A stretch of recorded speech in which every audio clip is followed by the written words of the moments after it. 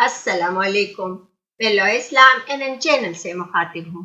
صحیح بخاری میں بخیل کے بارے میں ارشاد ہوتا ہے، جو لوگ اللہ کی خوشنودی کے موقع پر مال خرچ نہیں کرتے، مثلا ماں باپ کو دینا، قریب رشتہ داروں کے ساتھ اچھا سلوک کرنا، یتیم مسکین پڑوسی رشتہ دار، مسافر غلام ماتحت اور محتاجوں کو فی سبیل اللہ نہیں دیتے، بلکہ اور لوگوں کو بھی اللہ کی راہ میں خرچ کرنے سے منع کرتے ہیں۔ حدیث شریف میں ہے، کون سی بیماری بخل کی بیماری سے بڑھ کر ہے۔ ایک اور حدیث میں ہے، لوگوں بخیل سے بچو، اس نے تم سے اگلوں کو تخت تاراج کیا، اسی کے باعث اس سے قطع رحمی اور فسق و فجور جیسے برے کام نمایاں ہوئے۔ سنن ابو داؤد۔